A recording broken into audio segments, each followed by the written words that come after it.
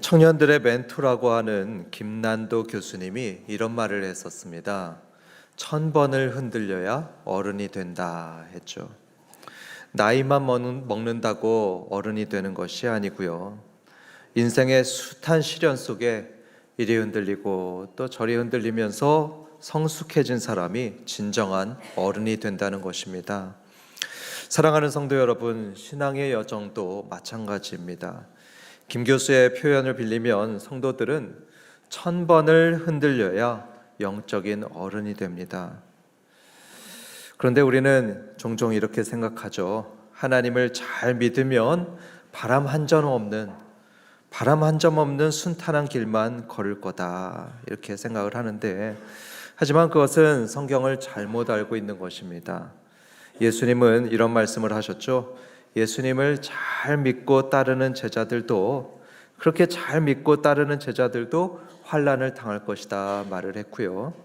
베드로하고 바울도 말하기를 주님이 사랑하시는 성도들에게 불같은 시련을 주신다, 불같은 시련을 당할 것이다 말씀했습니다. 그렇게 보면 믿는 성도들이나 또 안 믿는 불신자들이나 그런 똑같은 인생을 사는 것 같습니다. 그렇지 않습니까? 뭐하러 예수님을 믿나, 이런 생각이 들 수가 있습니다. 그런데 여러분, 이 성도들이 겪는 어려움에는 불신자들하고 다른 한 가지 결정적인 차이점이 있습니다. 한 가지 무슨 차이가 있느냐 하면 하나님께서 도와주신다는 것입니다. 하나님은 성도들이 흔들릴 때면 도와주십니다. 흔들릴 때 붙잡아 주시고요, 넘어질 때면 일으켜 주십니다. 때로는 기적적으로 역사하셔서 없는 것을 있게 만드시고 병든 것을 낫게 하시고 누가 봐도 질 것을 이기게도 만드십니다. 다시 말해서 시련은 있되 극복하도록 도와주십니다. 그런 하나님의 도우심을 받아보면요, 참 신기하다는 생각이 듭니다. 하나님의 그런 도우심을 받을 때면 감격을 느끼게 됩니다. 이런 고백이 절로 나오게 되죠. 야, 하나님께서는 정말로 살아계시는구나. 나의 주 나의 하나님은 정말로 살아계시다 고백하게 됩니다. 그리고 이런 경험이 한 번 쌓이고 두 번 쌓이고 그렇게 되면 믿음이 자라게 됩니다. 믿음이 점점 견고해져서 나중에는 콘크리트 같은 그런 단단한 믿음이 됩니다. 예전에는 어땠습니까? 예전엔 조금만 시련이 와도 좌우로 휘청휘청 막 흔들렸습니다. 그런데 그렇게 여러 번 하나님을 경험하게 되면 그 흔들리는 폭이 점점 줄어듭니다. 그러다 나중에는 어떻게 되죠? 웬만한 고난이나 웬만한 어려움이 와도 흔들리지를 않습니다. 확신이 있습니다. 하나님이 또 도와주실 거야. 주님은 언제나 나와 함께 계셔. 이러면서 흔들리질 않습니다. 그렇게 우리는 영적인 어른으로 자라나게 됩니다. 오늘 본문의 이스라엘 백성들도 같은 과정을 밟고 있었습니다.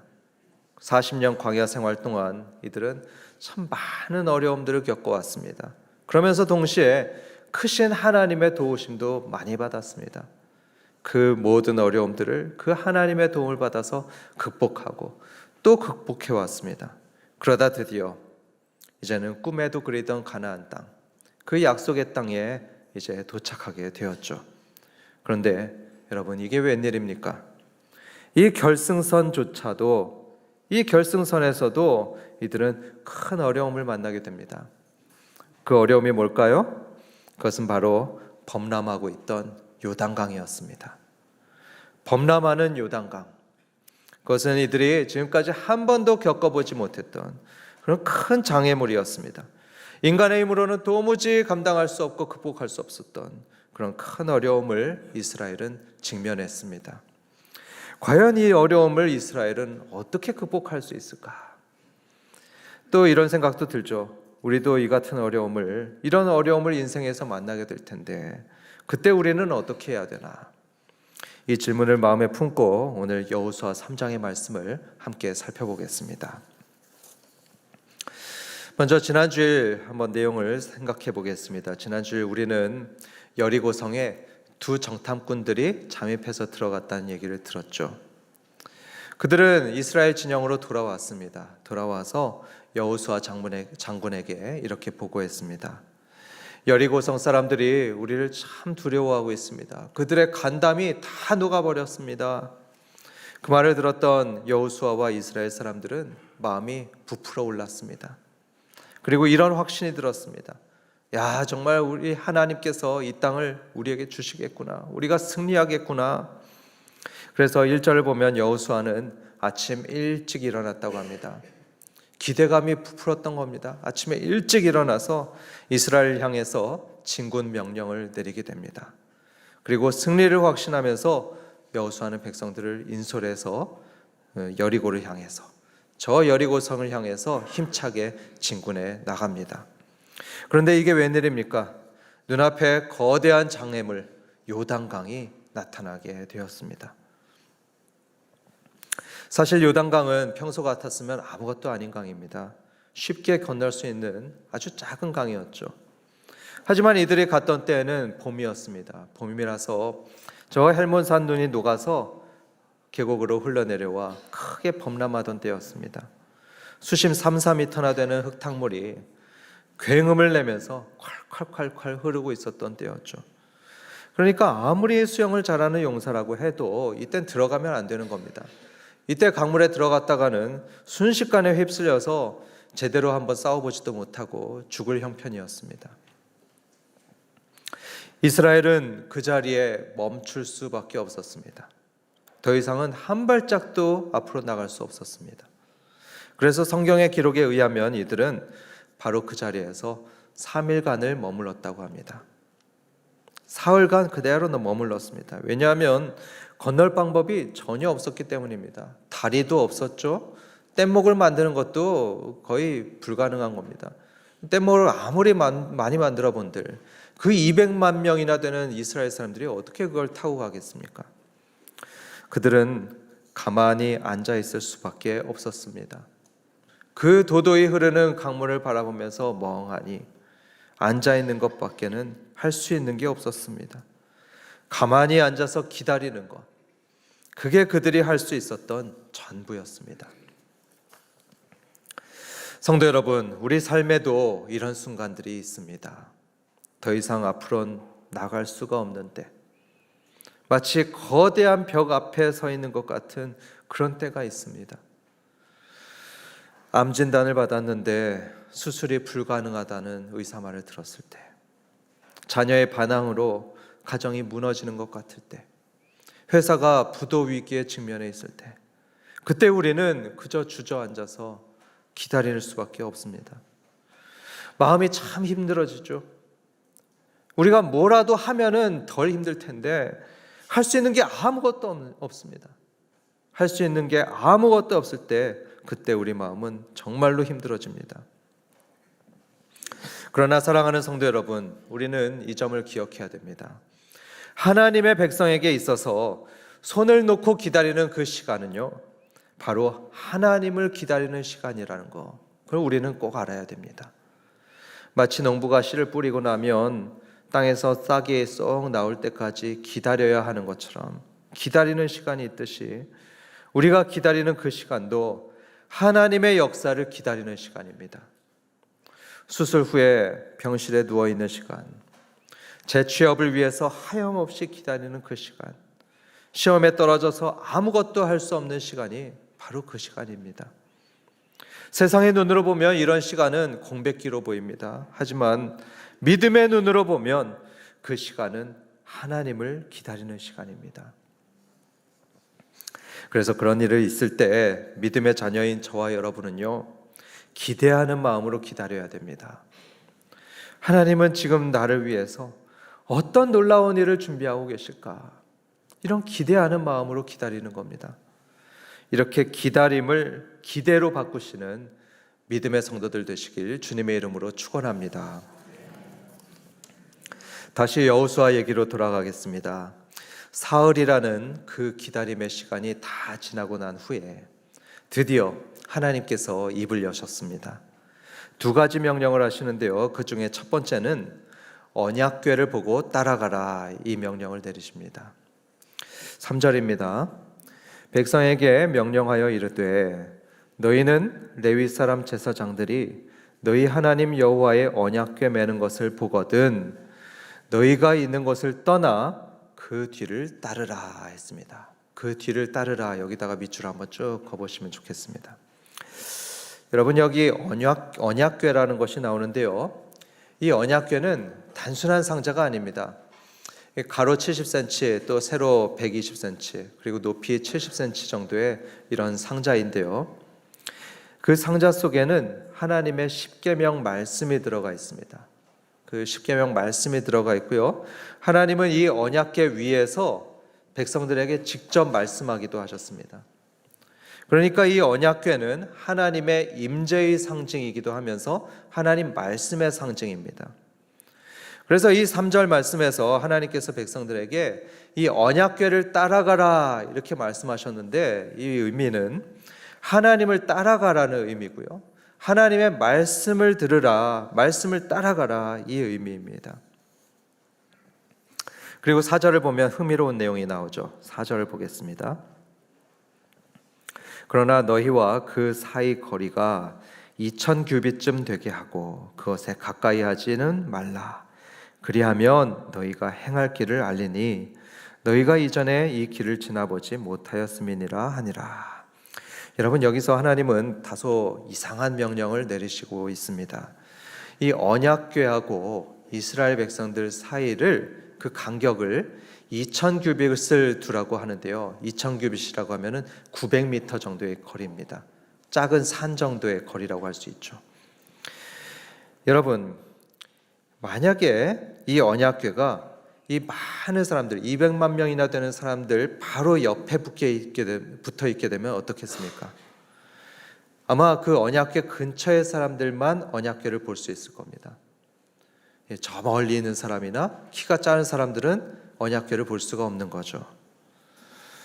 그래서 이 200만 명이나 되는 사람들 모두가 이 언약궤를 보면서 하나님의 인도하심을 받게 하려고, 그래서 2000규빗 앞에, 그 900m 정도 앞에 언약궤가 가도록 하라 이렇게 말씀했습니다. 그만큼 하나님은 이 모든 백성들이 하나님을 보고 하나님의 말씀을 볼 수 있도록 하나님은 그렇게 조치를 취하신 거죠. 6절도 흥미로운 내용입니다. 6절, 여호수아가 또 제사장들에게 말하여 이르되 언약궤를 메고 백성의 앞서 건너라 하매 곧 언약궤를 메고 백성의 앞서 나아가니라. 여기에 앞서 건너라, 이게 두 번이 나오죠. 앞서에다 밑줄 쭉 치시면 좋겠습니다. 여러분, 우리 같으면 요단강을 어떻게 건너겠습니까? 우리 같으면 이럴 겁니다.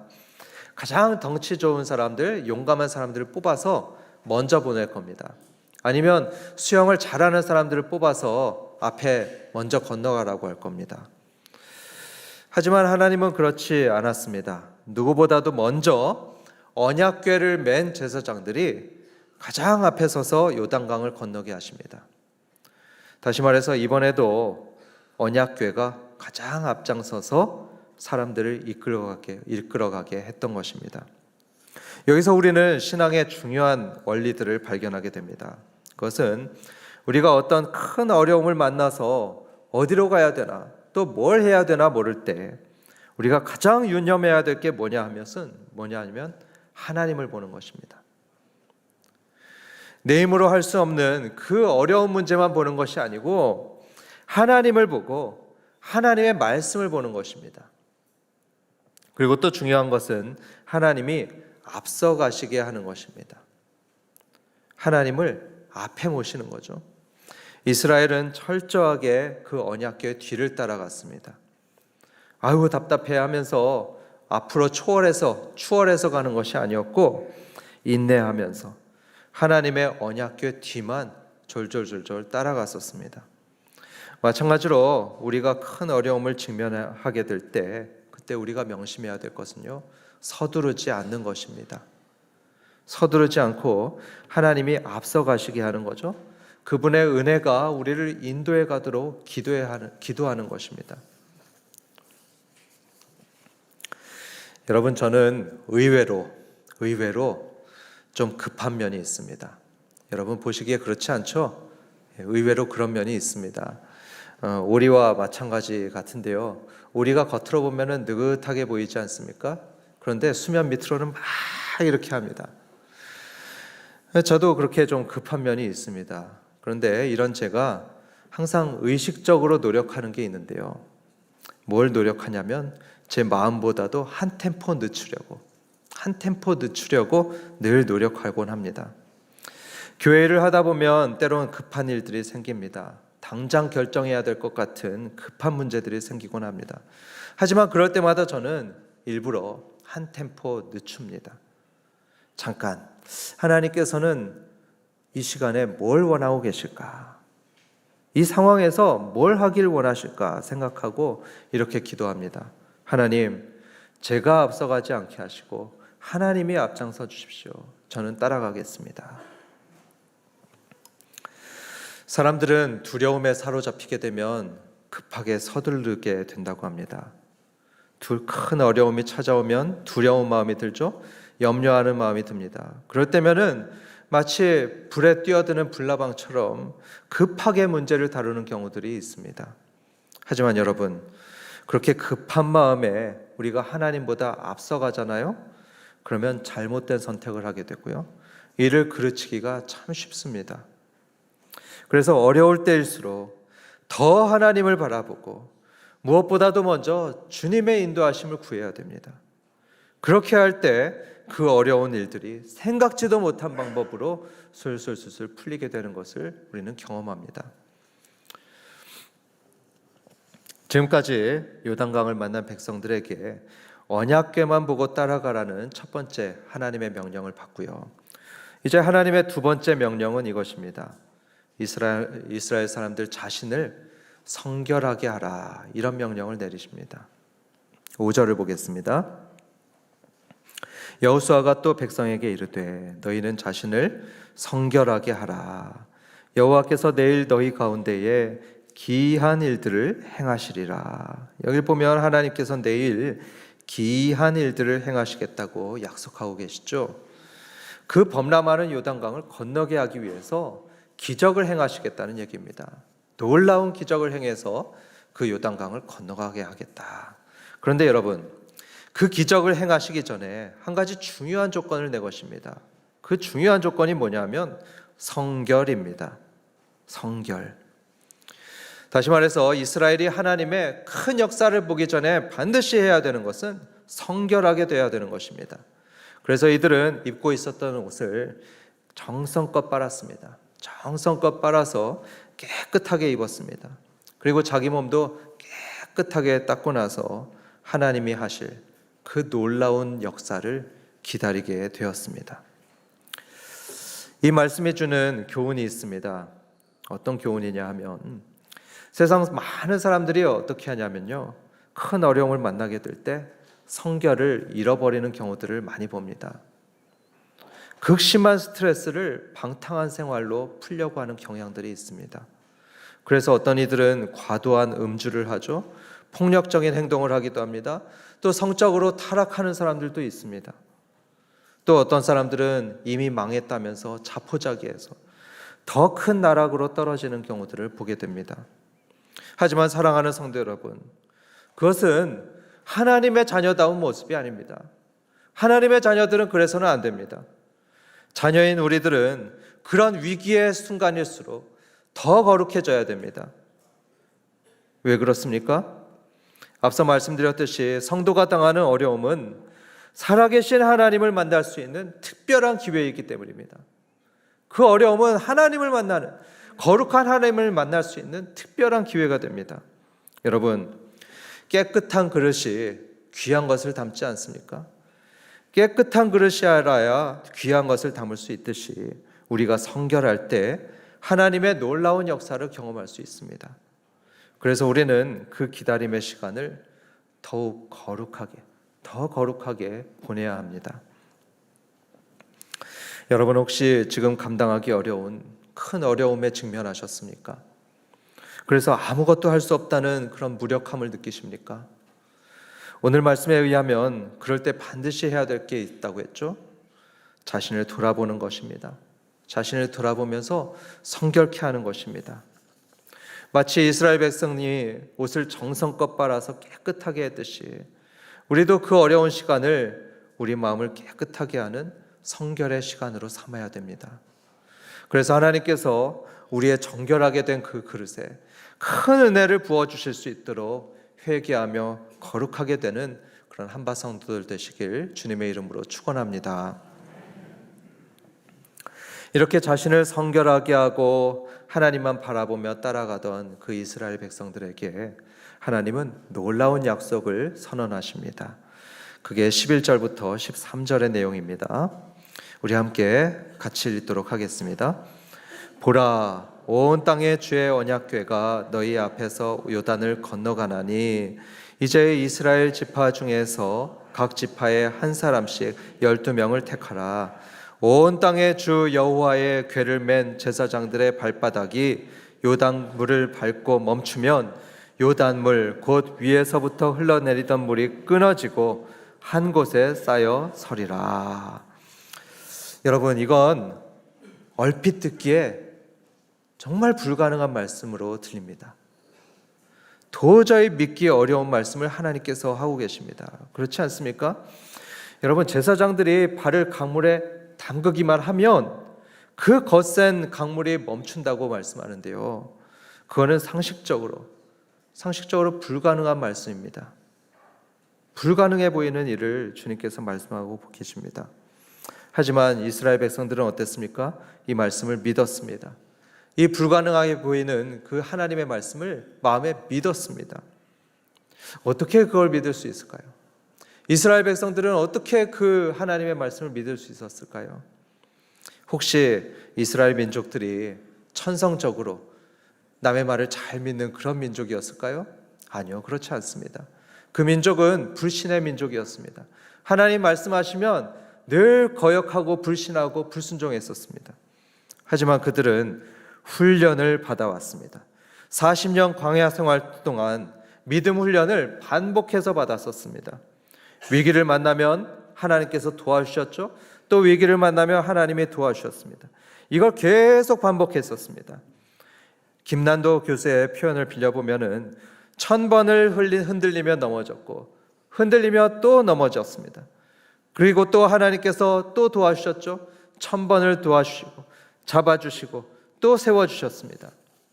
이런 반복되는 경험이 있었기 때문에 이스라엘 사람들은 마음에 확신이 있었습니다. 이번에도 뭔가 하시겠지. 이번에도 하나님께서 뭔가 하실 거야. 이번에도 하나님이 우리를 도와주시고 또 놀라운 일을 하실 거야. 이런 강한 믿음이 있었습니다. 그래서 이들은 그 불가능해 보이는 말씀에 순종했죠. 하나님의 명령대로 흐르는 그 요단강 물속에 발을 담갔습니다. 그러자 정말 놀라운 일이 일어났습니다. 15절과 16절을 보면 제사장들의 발이 물에 들어간 순간, 발을 물에 담근 순간 요단강 물이 멈췄다고 합니다. 왜냐하면 그때 위에서 무슨 일이 있었냐 하면요, 거기로부터 30km 위로 상류 지방에 지진이 났습니다. 지진이 나서 강의 양옆에 있었던 흙더미가 강으로 쏟아져 내렸습니다. 그러니까 자연적인 담이 그 장소에 형성이 되었습니다. 그래서 거기에 막힌 강물은 근처에 아담이란 성읍으로 물이 흘러 들어갔고요. 덕분에 이스라엘은 바닥이 다 드러난 요단강을 무사히 건널 수 있게 되었습니다. 여러분, 말이 안 되게 들리십니까? 이게 전혀 말이 안 되는 사건이 아니고요. 1927년에도 놀랍게도 그 사건이 비슷하게 일어났다고 합니다. 비슷한 일이 벌어져서 이틀 정도 요단강 강물이 멈추던 일이 실제로 있었습니다. 다시 말해서 이 사건은 기적이기도 했지만 하나님께서는 이 자연 현상을 이용해서 이스라엘을 도우셨던 것입니다. 하여간 여러분, 이때 이스라엘 백성들이 느꼈던 그 감격, 그 감동을 한번 상상해 보시기 바랍니다. 얼마나 감격스러웠겠습니까? 이들은 출애굽 2세대였습니다. 2세대였기 때문에 40년 전에 홍해가 갈라졌던 그 기적을 눈으로 본 사람이 없었습니다. 오직 여호수아와 갈렙 두 사람만 그 광경을 봤습니다. 나머지는 다 한 명도 못 봤습니다. 그저 부모로부터 얘기만 들었죠. 하나님께서 홍해를 가르셨단다. 하나님이 홍해를 가르셔서 우리가 그 장소를 통과했단다. 이런 얘기만 들었었습니다. 그런데 지금 무슨 일이 일어났죠? 자기들의 눈으로 직접 하나님의 능력을 목격했던 것입니다. 그러니 이 사람들이 얼마나 감격스러웠겠습니까? 이들의 믿음은 더 확고한 믿음이 되었습니다. 더 성숙한 믿음이 되었습니다. 마음속에 확신이 들었습니다. 야, 40년 전 그 홍해를 가르셨던 하나님이 지금도 살아계시는구나. 이 하나님께서 우리에게 반드시 승리를 주시겠구나. 이런 마음에 확신이 들었을 겁니다. 여러분, 이것이 바로 이 기적 사건을 일으켰던 하나님의 의도입니다. 목적입니다. 그것이 바로 여호수아서 4장 23절과 24절에도 잘 나와 있습니다. 우리 함께 읽어보도록 하겠습니다. 너희의 하나님 여호와께서 요단물을 너희 앞에서 마르게 하사 너희를 건너게 하신 것이. 다시 읽어보겠습니다. 4장 23절 24절입니다. 너희의 하나님 여호와께서 요단물을 너희 앞에서 마르게 하사 너희를 건너게 하신 것이 너희의 하나님 여호와께서 우리 앞에 홍해를 말리시고 우리를 건너게 하심과 같았으니 이는, 여기 이는 보면 이건 목적을 의미하는 겁니다.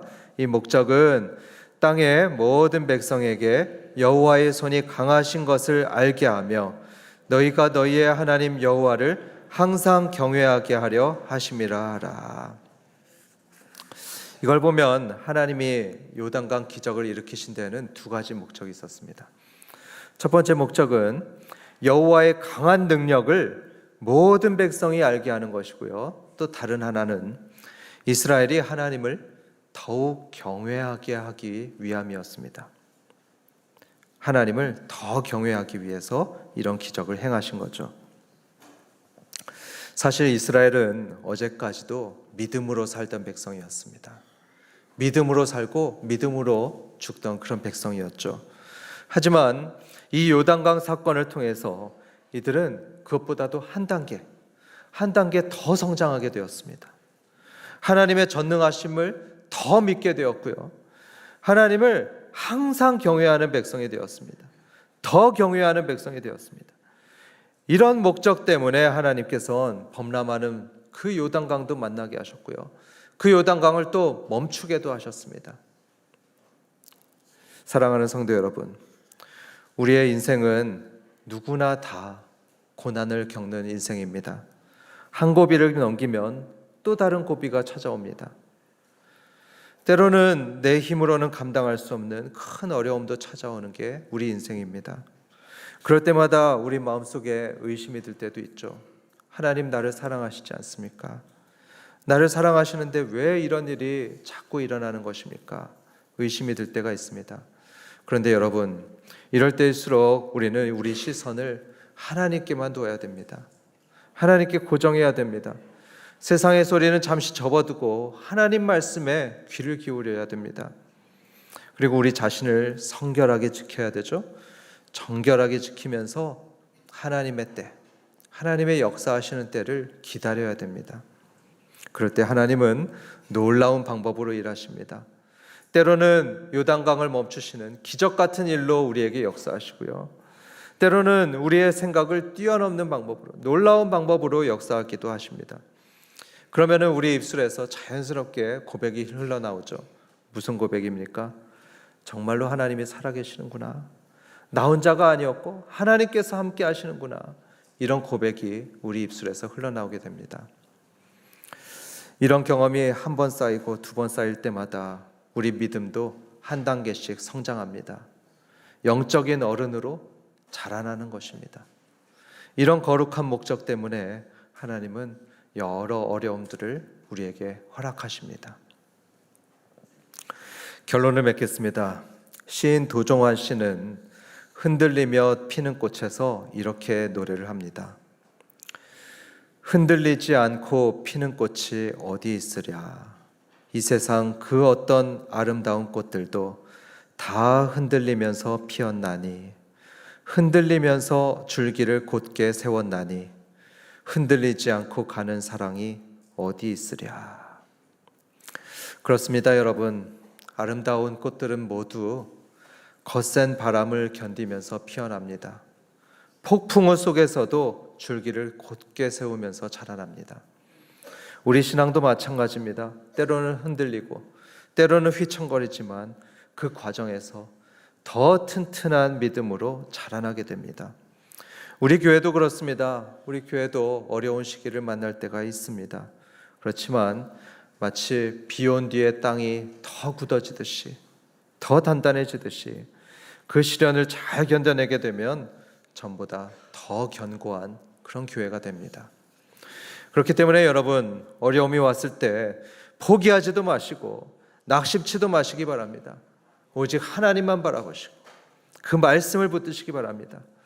요단강을 마시고 이스라엘을 그 마른 요단강을 건너게 하셨던 그 전능의 하나님, 그 기적의 하나님께서 반드시 저와 여러분을 도우실 줄을 믿습니다.